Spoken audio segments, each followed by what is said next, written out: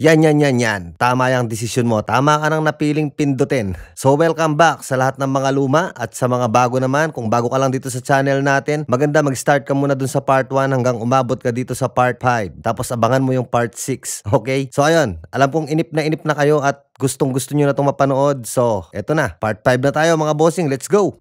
Kasabay nito sa templo ng Daruma family ay bumalik na si Norihisa at ngayon ay nagbabalak silang gumanti. Sa kabilang banda, inimbitahan ng Yimura family si Kohaku at Tsukumo kasama na din si Mr. Lee. Inalok sila ng Yimura family na makipagkaisa sa Koryu para madali nilang maisagawa ang mga iligal na gawain. Sinabi ni Mr. Tatsumi kay Kohaku na magiging madali ang lahat kung magagawa mong pamunuan ng distrito ng Sword. At sinabi din ni Mr. Nikaido na alam namin na kayo ang nasa likod ng mga naganap na pag-atake nitong nakaraan. Sinabi naman ng iba pang miyembro ng Yimura family na hindi problema ang pera kung makikipagtulungan kayo sa amin at susuportahan namin kayo. Iba naman ang dating nito kay Tsukumo, kaya sinabi nito na sino kayo sa tingin nyo? Tapos ay nagalit ang isa sa Yimura family. Dagdag pa ni Tsukumo, sabihin nyo ng malinaw ang salitang to, pakiusap at tulungan nyo kami dahil ito rin naman talaga ang punto ng pinag-uusapan nila. Inangasan ni Kirinchi si Tsukumo subalit ngud-ngud. Tumayo si Kohaku at sinabi nito na kung gusto nyo ang sword, kailangan sumunod kayo sa mga utos ko. Subalit hindi sila nagkasundo at umalis na sila Kohaku at Tsukumo. Tapos ay sinabi ni Mr. Lee na sige lang, ituloy nyo lang yung pag-uusap nyo. Sinabi niya ito sa nakakalokong paraan. Pagdating ni Kohaku sa club ng Mighty Warriors ay nag-hallucinate ito kung ano-anong bagay ang nakikita niya mula sa nakaraan sa kadahilanan na magmula nang mawala si Tatsuya ay sinisisi nito ang kanyang sarili sa pagkamatay ni Tatsuya dahil hindi nito binuwag ang Mugen. Samantala, sa hotel na tinutuluyan ni Mr. Lee ay nasurpresa ito nang biglang sumulpot si Mr. Nikaido at tinanong siya nito kung bakit niya kinuha si Kohaku. Sinabi naman ni Mr. Lee na bakit mo tinatanong ang ganyang mga bagay? Ginagawa ko lang ang trabaho ko. At kung maaari ay wag nating pakialaman ang isa't isa. Si Mr. Lee ay isa ding banta para sa Koryu. Sa kabilang banda naman sa lugar ng Sano, nakita ni Masaki na hinahabol ng grupo ng Doubt ang isang babae na nagmula sa Nameless City. Kaya tinulungan niya ito at itinago.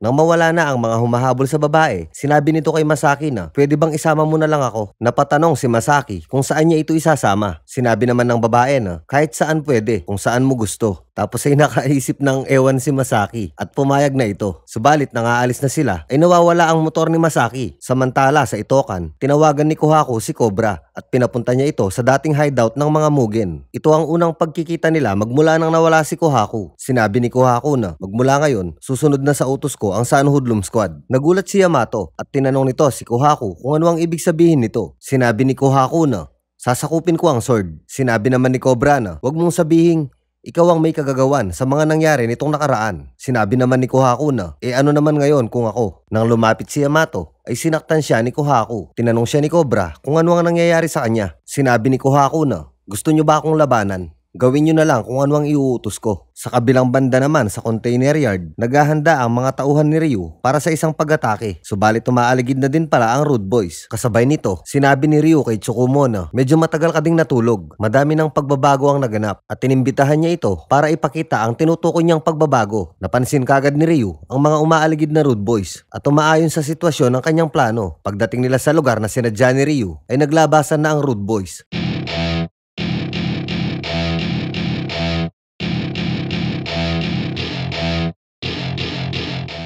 Sinabi ni Ryu na nasunog na ang Nameless City. Ikaw pala ang may kagagawan, sagot naman ni Takeshi. Sinabi naman ni Smokey na madaming namatay sa pamilya namin dahil sa naganap na sunog kahapon.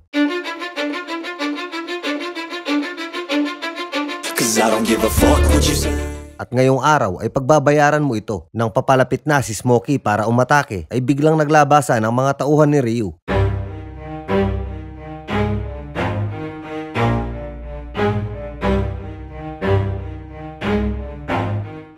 Nang magpatuloy sa paglapit si Smokey, ay nahuli na pala ang iba pang miyembro ng Rude Boys na nakakalat sa paligid. Nangyayari ang lahat ayon sa plano ni Ryu at ito ang sumunod na pangyayari. Never stop, don't get it if I want it. Gotta make to myself a promise. I won't quit, keep going till I got it. I won't give up till I'm on top. Yo, no, I ain't the type to give up. If I do something Sinabi ni Tsukumo kay Ryu na ito ba ang gusto mong ipakita sa akin, ang paglaban ng hindi patas. Sinabi ni Ryu na hindi, nagsisimula pa lang ito. Tapos ay naglabas ng mga bote ang mga tauhan ni Ryu.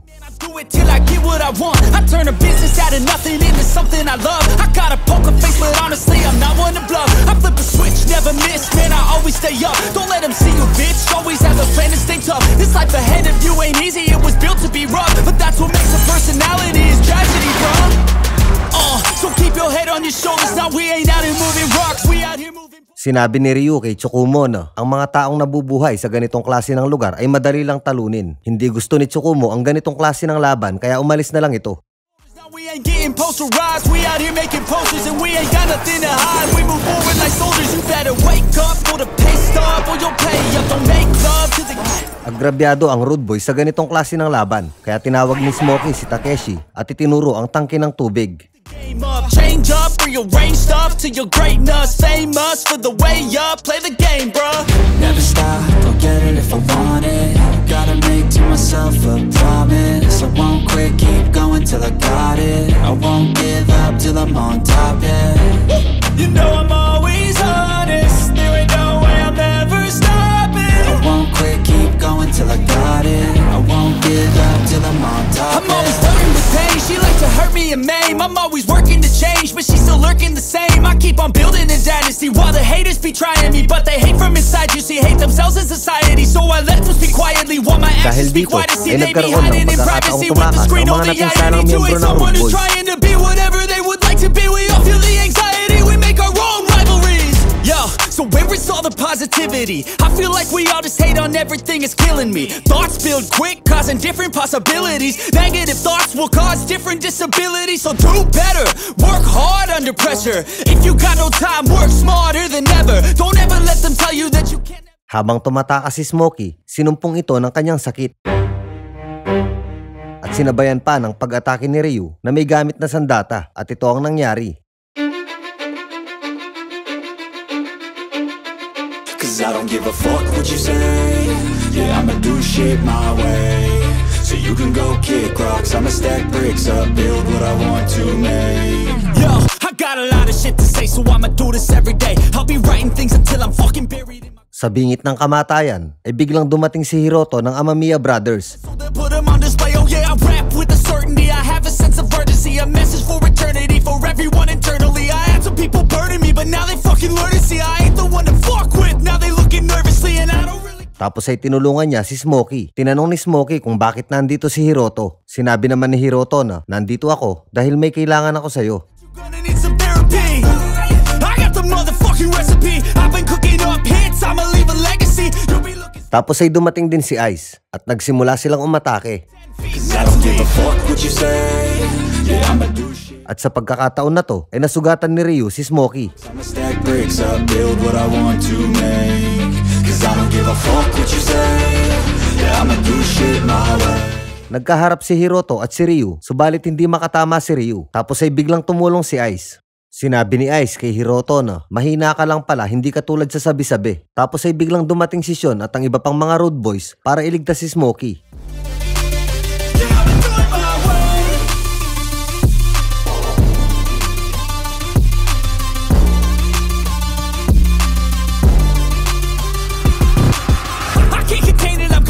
Bago umalis si Hiroto, sinabi nito kay Ice na, tatandaan ko ang pagmumukha mo. Samantala sa lugar ng Sano, problemado pa rin si Masaki dahil nawawala ang motorsiklo nito at wala din si Hiroto. Tapos ay biglang dumaan ang Rude Boys at sumunod naman si Hiroto. Tapos ay sumunod naman ng babae. Tapos ay ang kanyang motorsiklo. Minalas si Masaki sa araw na to. Isang gabi, iniisip ni Tsukumo ang mga nangyayari dahil hindi niya na ito nagugustuhan. Tapos ay tinanong niya si Kohaku kung alam ba nito na madaming namatay sa Nameless City sa naganap na sunog. Sasabihin sana nito kay Kohaku ang mga napapansin niya kay Mr. Lee, subalit bigla itong dumating. Tinanong ni Mr. Lee si Kohaku kung kailan ang susunod na pag-atake. Sinabi ni Kohaku na hindi pa sa ngayon. 2 araw pa bago ako magsimulang umatake. Wawasakin ko ang sword. Samantala, nagdudusa naman sa sakit si Smokey dahil sa natamo nitong sugat mula kay Ryu. Si Hiroto ang tumulong sa kanila para makakuha ng doktor. Nakatulog si Smokey dahil sa sakit. Tapos ay sinabi ni Hiroto na, tawagin niyo ako kapag nagising na siya. Lumabas si Hiroto. Sumunod naman si Lala para magpasalamat. Tapos ay inabutan pa ng pera ni Hiroto si Lala para pangbayad sa doktor. Hindi pa nakakalayo si Hiroto nang biglang may dumating na sasakyan at kinidnap si Lala. At ito, ang grupo ng Doubt. Sa kabilang banda naman, nalulungkot ang dalawang magkaibigan na si Cobra at Yamato dahil ngayon lang nila nakitang ganun si Kohaku. Si Kohaku ang klase ng tao na hindi kayang manakit ng kaibigan, kaya nagtataka ang dalawa kung bakit nagkaganon ito. Maya-maya ay dumating si Tsukumo at sinabi nito na may hihilingin akong pabor sa inyo. 2 araw magmula ngayon ay magdadala si Kohaku ng 500 katao mula sa Doubt at Mighty Warriors para wasakin ang sword. Ang ibig sabihin ni Tsukumo ay gusto nito na lumaban ang Sun Hoodlum Squad at ang iba pang mga gang sa distrito ng Sword para protektahan ang kanilang lugar. Tinanong ni Yamato kung bakit ito ginagawa ni Kohaku. Sinabi naman ni Tsukumo na gusto nitong maghiganti laban sa Koryu. Sinabi ni Cobra na kung maghihiganti siya sa Koryu, bakit kailangan niyang atakihin ang Sword? Kaya inaatake ni Kohaku ang Sword dahil isa ito sa mga kondisyon ni Mr. Lee. Dahil nalaman ni Kohaku mula kay Mr. Lee kung sino ang tunay na pumatay kay Tatsuya. Ang tunay na salarin ay isa sa miyembro ng Koryu. Ang pagwasak sa Mugen ay isa lamang sa plano ng Koryu ayon kay Mr. Lee. Ipinakita nito ang mga ebidensya at nandito ang larawan ni Mr. Nikaido. Tapos ay sinabi nito na kung gusto mong maghiganti ay matutulungan kita. Ipinakilala ni Mr. Lee si Kohaku sa kanyang ama. Siya si Mr. Chang. Sinabi nito na ang plano namin ay wasakin ang Koryu sa pamamagitan ng pagsakop sa distrito ng Sword. Dagdag pa ni Mr. Lee, pareho tayo ng balak na mapabagsak ang Koryu. Tapos ay sinabi nito na pwede mo silang gamitin. Ito ang Mighty Warriors sa Tang Doubt. Binabayaran ni Mr. Lee ang Mighty Warriors sa Tang Doubt para magamit sila ni Kohaku sa laban. Ito ang lahat ng dahilan kaya napapayag ni Mr. Lee si Kohaku na wasakin ang Sword at maghiganti sa Koryu. Bago umalis si Tsukumo, binigay nito ang isang susi kay Cobra at sinabi nito na pagkatapos ng mga problemang ito, ibigay mo ito kay Kohaku. Sa club naman ng Mighty Warriors, sinabi ni Kohaku kay Mr. Lee na pagkatapos kong pamunuan ng Sword, ang susunod na target naman ay ang Koryu. Sa kabilang banda naman, sinabi ni Hiroto kay Smokey na may katanungan sana ako sa'yo.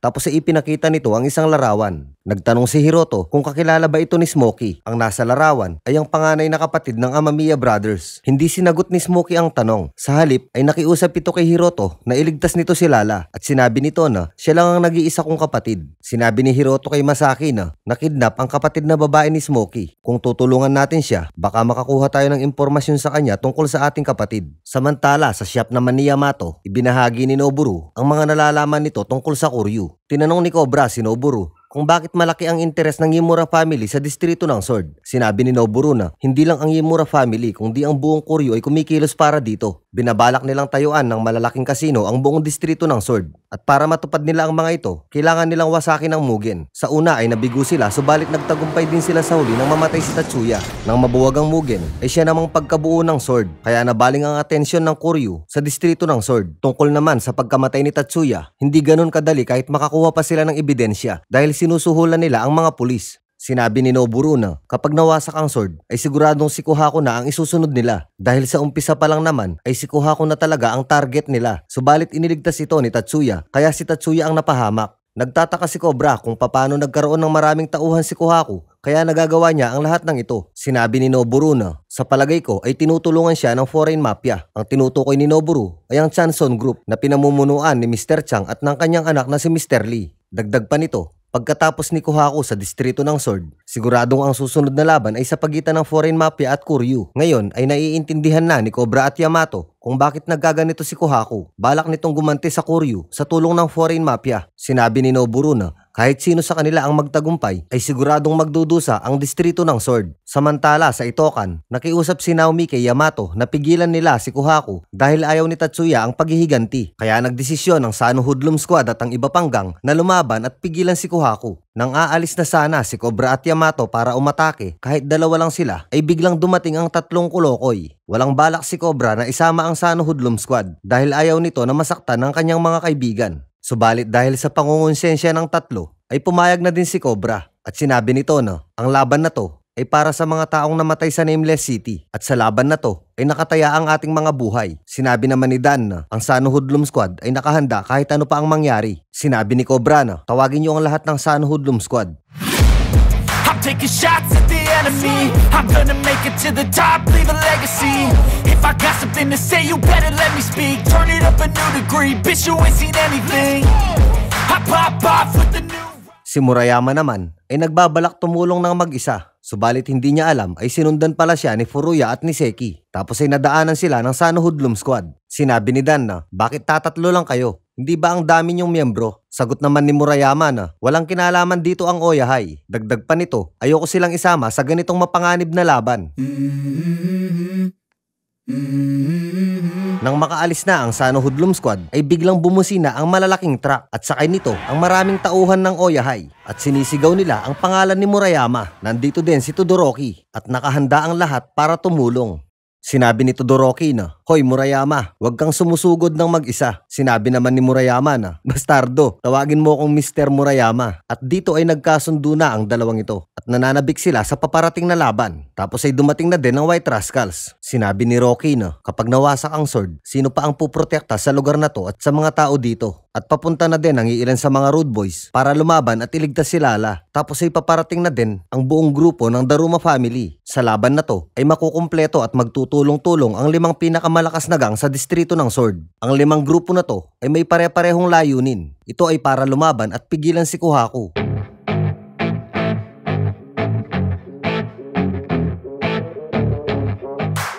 Sa kabilang banda naman, inihanda na ni Kohaku ang Mighty Warrior sa Tangdaut at sinabi nito na, wasakin niyo sila. Sa unang pagkakataon ay nagsama-sama at nagtulong-tulong ang 5 pinakamalakas na gang sa distrito ng Sword para lumaban sa masamang balak ng mga mafia. I feel like I'm losing my mind. Is everybody in the world blind? Please Lord give me a sign. A sign. Are you ready, everybody? I feel like I'm losing my mind. Is everybody in the world blind? Please Lord give me a sign. At nang nakahanda na ang lahat ay nagsimula na silang umatake at ito ang nangyari. Let's go! Cause I don't give a fuck what you say. Yeah, I'ma do shit my way. So you can go kick rocks, I'ma stack bricks up, build what I want to make. Yo, I got a lot of shit to say, so I'ma do this every day. I'll be writing things until I'm fucking buried in my grave. 6 feet deep under, but my body won't decay. Cause my messages are timeless, so they'll put them on display. Oh yeah, I rap with a certainty, I have a sense of urgency. A message for eternity, for everyone internally. I had some people burning me, but now they fucking learn to see I ain't the one to fuck with, now they looking nervously. And I don't really care what you think of me respectfully. You can kick rocks if you think you're fucking better, see I will outwork you, turn you to an enemy. Hurt you so bad that you're gonna need some therapy. I got the motherfucking recipe, I've been cooking up hits, I'ma leave a legacy. You'll be looking small when you're standing right next to me. I'm 5'10", bitch, but I'm 10 feet Cause I next don't to me. give a fuck what you say. Sa kalagitnaan ng laban ay talagang mapapansin mo dito na nagkakasundo na at nagtutulungan ang mga miyembro at leader ng iba't ibang gang sa distrito ng Sword. Yeah, I'ma do shit my way. So you can go kick rocks, I'ma stack bricks up, build what I want to make. Cause I don't give a fuck what you say. Yeah, I'ma do shit my way. So you can go kick rocks, I'ma stack bricks up, build what I want to make. Yeah, I'ma do it my way.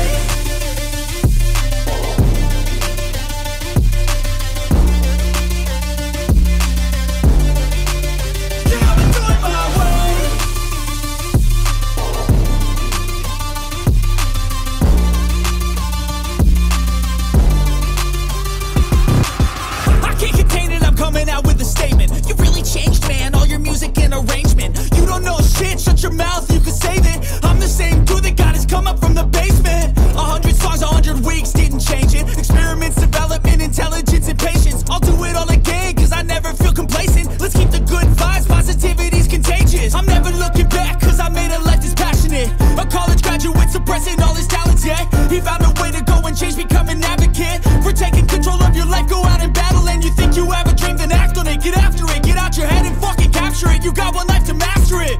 Don't give up on your future, we all start losers. We're all late bloomers, gotta struggle through the sewer. What you say?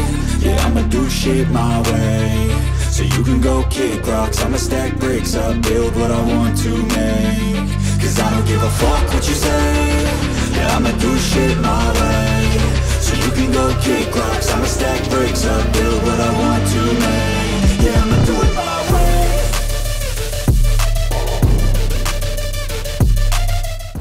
Habang nagkakagulo, inililipat naman ng grupo ng Doubt ang mga babaeng kinuha nila. Kasama na dito si Lala. Tapos ay napansin ni Takano si Lala at sinabi nito na mukhang mamahalin ng babaeng ito. Tapos ay kinuha niya si Lala. Sa laban na to ay unti-unti nang nakakalamang ang Mighty Warriors at ang grupo ng Doubt. Maliban sa madami na sila ay may mga hawak pa silang sandata at sadyang malalakas din talaga ang Mighty Warriors at ang Doubt.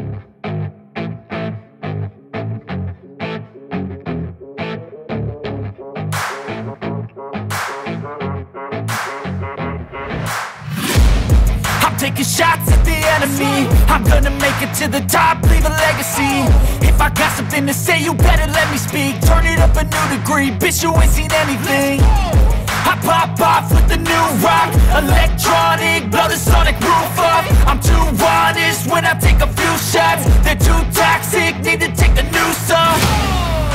And you cannot save me, 'cause I don't need saving. It's everything I've been chasing, all here for the taking.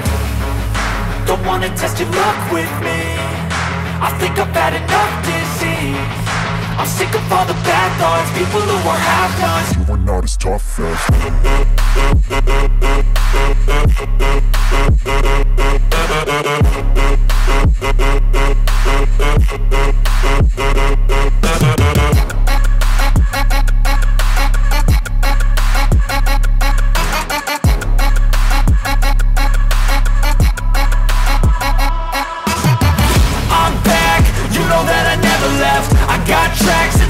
that you never guess. I don't slack, don't lose, learn your lesson yet. When I get to choose what I do, I'm like a weapon. I'm not sharp as many, but Nang halos matalo na ang Sword, ay biglang dumating ang Amamiya Brothers. Kaya muli silang nabuhayan at nagkaroon ng pag-asa.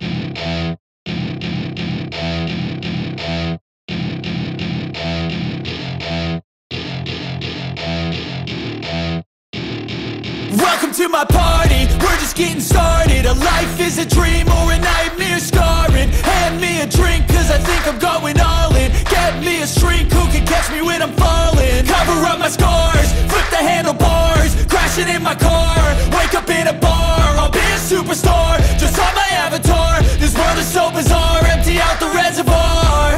Yeah, I'm taking 6 shots, yeah, straight to the face. And I wanna get lost, I'm sick of this place. Don't know how to stop when I'm feeling this way. So I'm taking 6 shots till I'm feeling okay. I think I'm going crazy, don't think I'll get home safe. so I'm taking 6 shots all straight to the face. I'm taking 6 shots, are you coming with me? I'm taking 6 shots, yeah, straight to the face. And I wanna get lost, I'm sick of this place. Don't know how to stop when I'm feeling this way. So I'm taking 6 shots till I'm feeling okay. I think I'm going crazy, don't think I'll get home safe. So I'm taking 6 shots all straight to the face. I'm taking 6 shots, are you coming with me? Sometimes you need to let loose, grab juice, get goose, tattoos, taboos, get screwed. Loosen up, buttercup, all those hate comments will never make you feel enough. We're all adequate graduates, hearts full of calluses, but we know calculus. Damn, ain't that fabulous, can't wait to apply all those mathematicus. But we can't get a job that pays us enough, I'm about to pop off. Fuck you, you're lost, we all know that we never really want a boss. So I'ma do what I want to, something I can't undo. Yeah, I'ma do what I want to, something I can't undo. I'm taking 6 shots, yeah, straight to the face. And I wanna get lost, I'm sick of this place. Don't know how to stop when I'm feeling this way. So I'm taking 6 shots till I'm feeling okay. I think I'm going crazy, don't think I'll get home safe. So I'm taking 6 shots all straight to the face. I'm taking 6 shots, are you coming with me? I'm taking 6 shots, yeah, straight to the face. And I wanna get lost, I'm sick of this place. Don't know how to stop when I'm feeling this way. So I'm taking 6 shots till I'm feeling okay. I think I'm going crazy, don't think I'll get home safe. So I'm taking 6 shots all straight to the face. I'm taking 6 shots, are you coming with me? Bago makarating ang Sano Hoodlum Squad sa kinaroroonan ni Kohaku, ay hinarang sila ng Mighty Warriors at sinabi ng mga ito na hindi namin kayo hahayaang makapasok. Sinabi naman ni Cobra na pagsisisihan nyo to. I'm taking shots at the enemy. I'm gonna make it to the top, leave a legacy. If I got something to say, you better let me speak. Turn it up a new degree, bitch, you ain't seen anything. Sa kabilang banda naman, ay muling nagkita si Ice at Hiroto at dito ay nagkahamunan ng dalawa. Sinabi ni Ice na tapusin na natin kung ano ang nasimulan.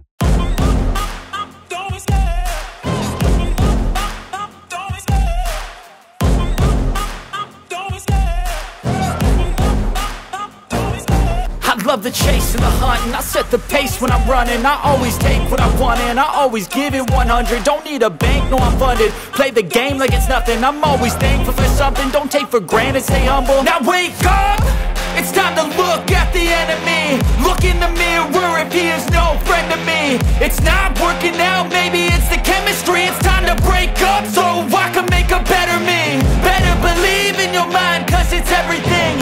You can mold, shape, find almost anything. All it takes is some time and some clarity to find your identity. It's mind over everything.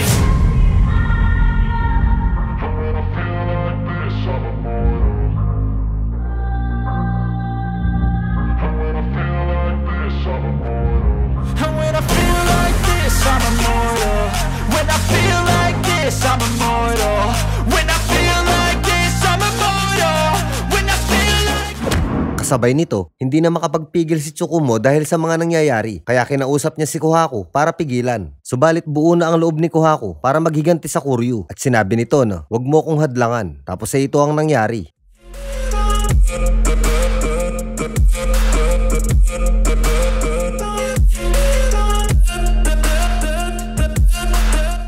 Sinabi ni Tsukumo na gusto ko lang bumalik ang dating Kohaku, subalit wala itong epekto. Nilamon na ng husto ng paghiganti si Kohaku. I'm so gone, no I'm never turning back. I won't stop, I'ma fight until there's nothing left.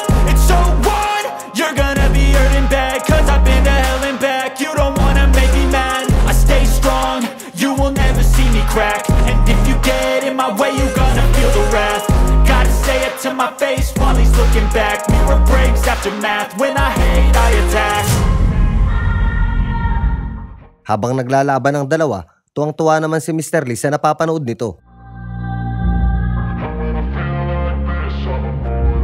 And when I feel like this, I'm immortal. When I feel like this, I'm immortal. Tapos ay biglang dumating si Yamato at si Cobra. When I feel like this, I'm immortal.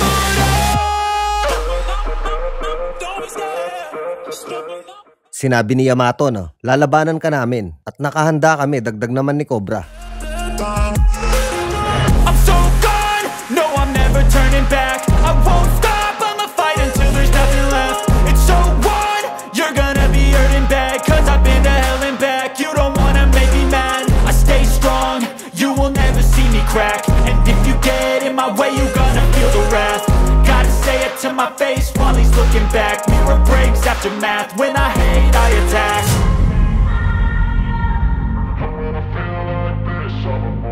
Sinabi ni Kohaku na ito na ang katapusan. Sinabi naman ni Cobra na ang Mugen ay hindi nang iiwan ng kaibigan kahit kailan. Kahit labag sa kalooban nila ang laban na to, ay nagpatuloy pa rin sila dahil may kanya-kanya silang ipinaglalaban.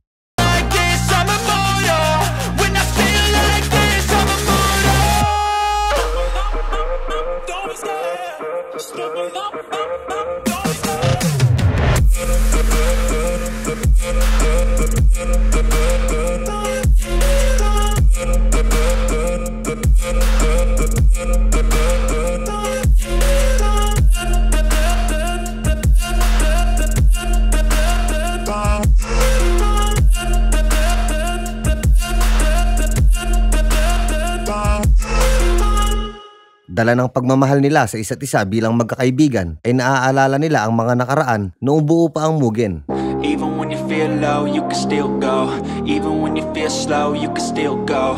Even when there's no hope, you can still go. I never answer to no, man, I still go. Go, go, go, go, go, go, go, go.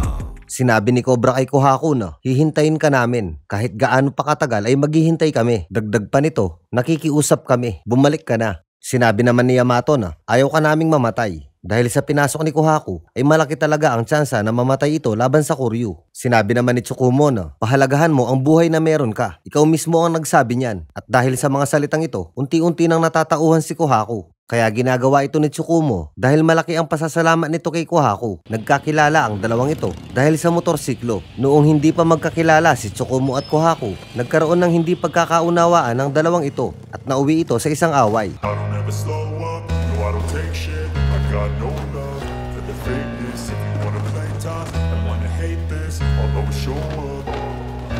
I don't ever slow up, no I don't take shit, I got no love.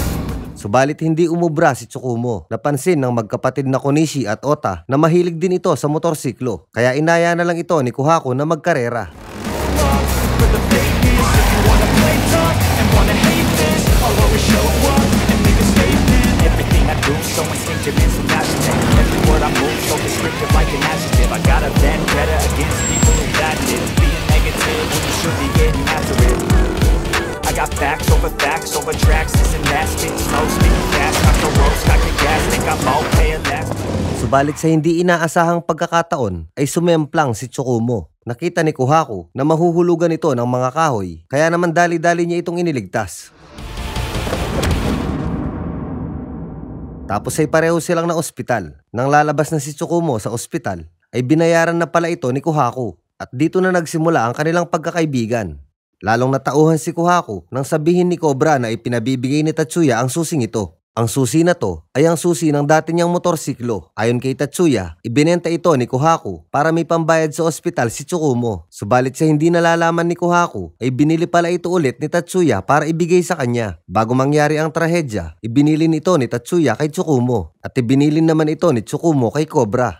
Sinabi ni Tsukumo na hindi natin kailangan matali sa kahit na anong bagay ayon kay Tatsuya. Malaya kang sumakay ng motorsiklo kahit kailan mo gusto, kaya kailangan mong manatiling buhay. Sinabi naman ni Yamato na hindi mo kailangan sisihin ang sarili mo sa pagkamatay ni Tatsuya. Dagdag pa ni Cobra, maging malaya ka sa pagsakay sa motorsiklo dahil yun ang gusto ni Tatsuya. At sa wakas ay tuluyan na nilang nabago ang isip ni Kohaku. Samantala sa labas ng Punk Jungle ay tuloy pa rin ang laban kahit hinang-hinana sila.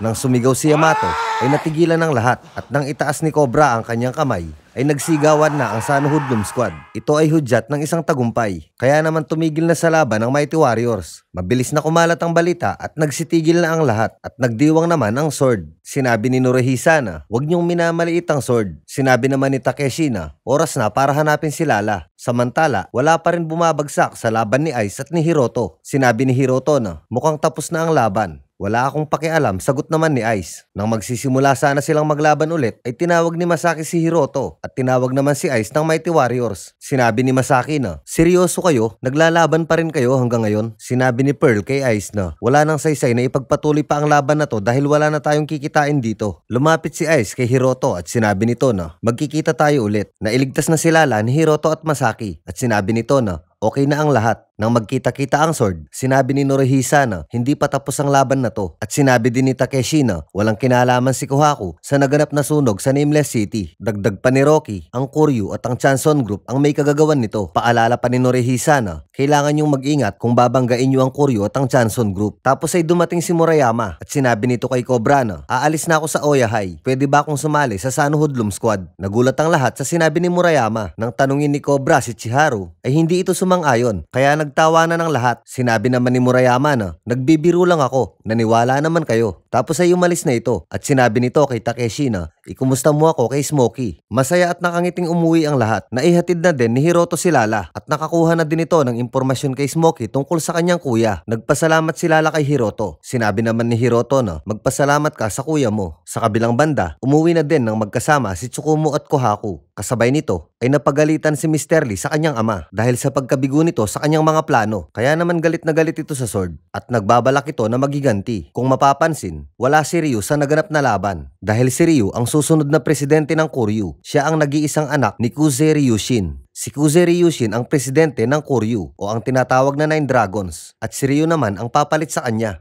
At dito na po nagtatapos ang part 5 mga bossing. Ayan, kung nagustuhan nyo po yung video, like and subscribe naman dyan kung okay lang. Kung okay lang po yung mga ayaw, hindi ko po kayo pinipilit. Hindi nyo, huwag nyo na pong kino-comment dyan na kesyo unsubscribe kita kasi ang tagal ng upload. Okay lang po, okay lang yun. So yung may gusto lang talaga at saka yung may ayaw, okay lang din. Salamat po. So ayun, abang-abang naman tayo ngayon sa part 6 mga bossing. Ayan. So washout na tayo ng Tokwa. Napakarami ng washout natin ngayon. Namaos na ako kaka voiceover. Okay, washout. Washout sa mga to. Kay Kiss Nyoko.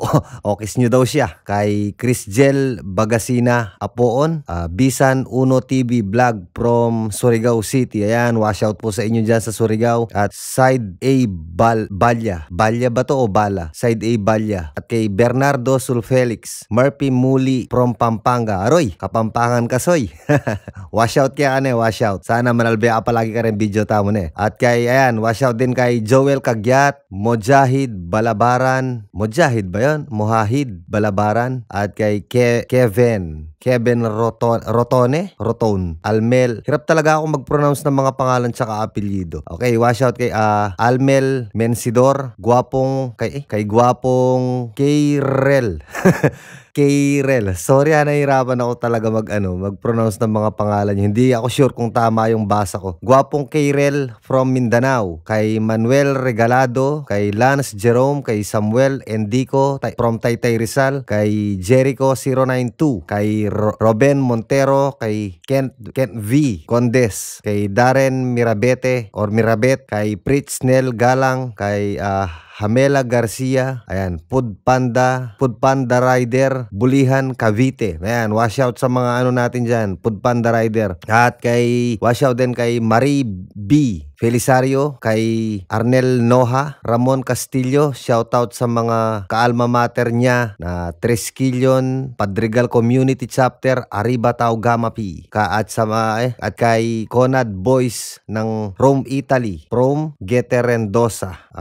Washout din kay Royalty Mas, kay Jeffrey Abunda, ano mo si Boy Abunda, kay Argel Bustillos, kay John Ray Arenkin, kay Ira Maloles, kay Haji Moto Vlogs, kay Timothy Beroy, kay 05 YT YouTube, kay 05 YT na Y at sa Ati, kay Francis U Bailon, kay Michael Angelo Zuniga, at kay Lulu Fieror. Tama po ba? Lulu Fieror. At kay J-Red Camo. So ayun, natapos din ang ating mga washout. Napakarami po natambak dahil medyo natagalan yung upload. At makikita nyo naman, napakahaba nitong video, 30 minutes plus po siya. So sa mga naghintay, maraming salamat sa inyo. Sa mga nagtiyaga. Doon naman sa mga hindi makapaghintay, pasensya na, pasensya pa rin. Hingi para ako ng pasensya sa inyo, pero wag nyo akong pinagmamalakihan. Kung ayaw nyo dito, okay lang po sa akin.